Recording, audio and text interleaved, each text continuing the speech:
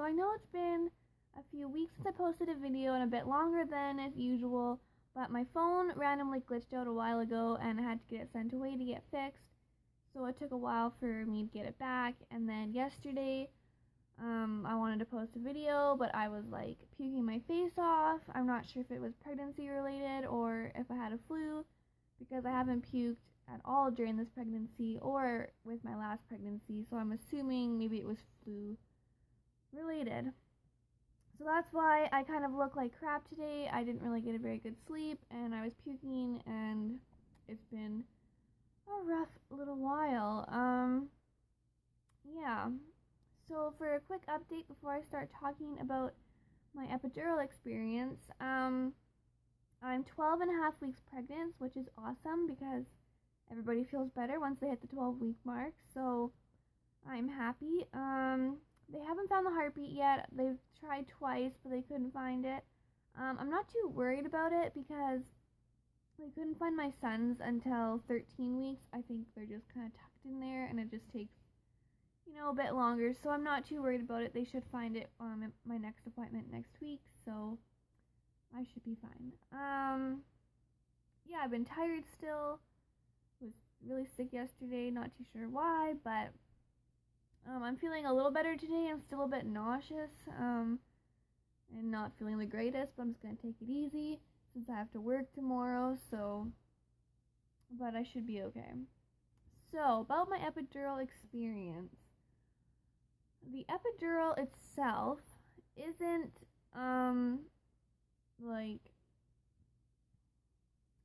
that uncomfortable. Although I didn't get my epidural until I was 8 centimeters. Like, I didn't have any pain relief until I got to 8 centimeters, and they asked me if I wanted to get the epidural.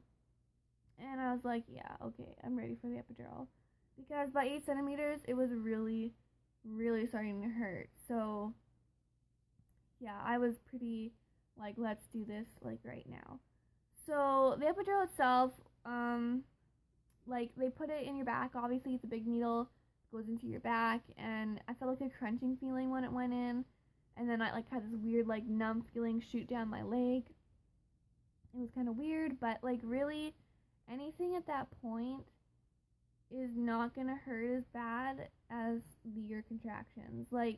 And if they are telling you I have some magical needle that will help you not feel your contractions anymore, you're like, okay, whatever it takes.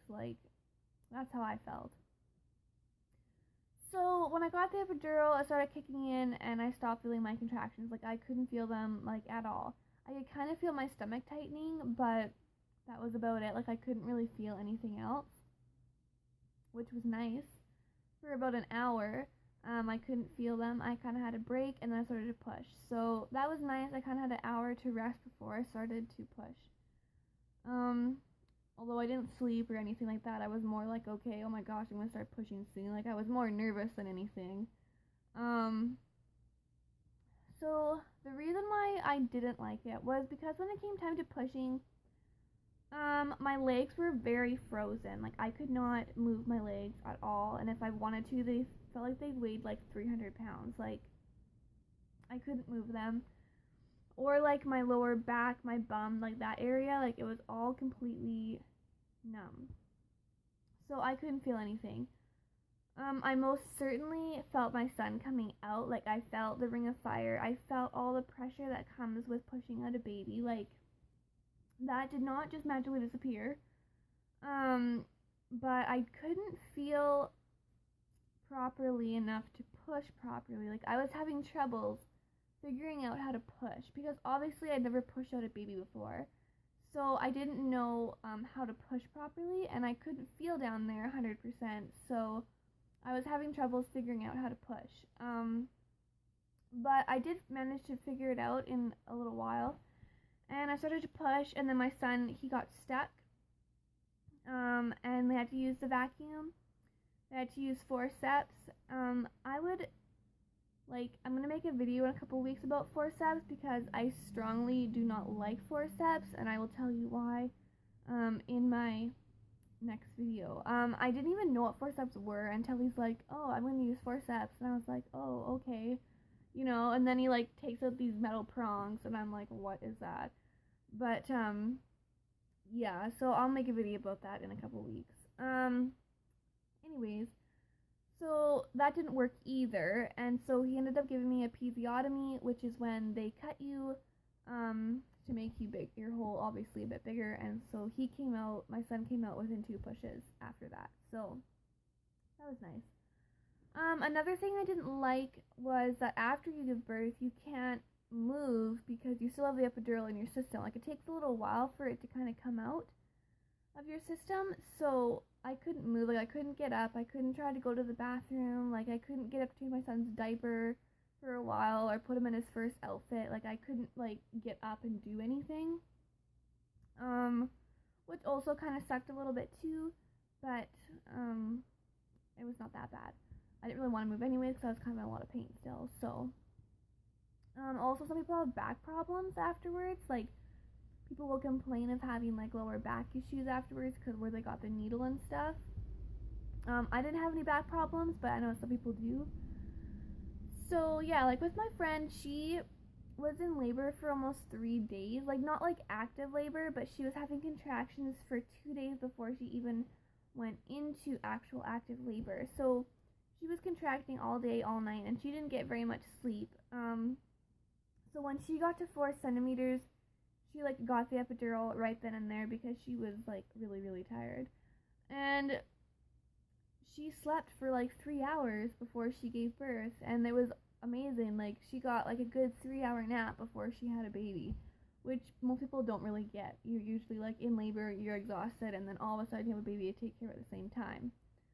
So it worked really well for her. Like, she got to sleep, she couldn't feel her contractions anymore, and ta-da, like, it was all done. So yeah, like, that was really good for her, and she didn't have any back problems afterwards either. So yeah, like, I really do like the epidural. Like, obviously you can't feel your contractions anymore, which is freaking amazing after being in pain for hours and hours on end. Although, like, feeling your contractions is kind of important when it comes to pushing, and being able to feel down there is important when it comes to pushing, especially if this is your first baby and you don't really know how to push per se until you're actually doing it. Like, I'll probably get the epidural again when I give birth in November because I've been there, done that kind of thing, and I kind of know how it feels, how to do it, so like, I think I'll be okay. Although I'm going to try the gas and air and see if that will get me through everything, because I never tried that last time. I just waited it out until I got the epidural. So I'm going to try the gas and air next time and see if that will be enough to get me through it. Like, obviously the epidural really was good for me in a sense that I had to get the vacuum, I had to get forceps, I had to get an episiotomy, and so I'm sure that did take some of the pain away for me. Which probably would have made it a bit easier for me, so that was nice. Yeah, although the only thing I had problems was with pushing, so yeah. Anyway, I think that's everything I want to talk about today. Obviously, the epidural is your choice in the end whether you want to get it or not. I say go for it, but really be prepared to have to learn how to push properly because you can't really feel down there.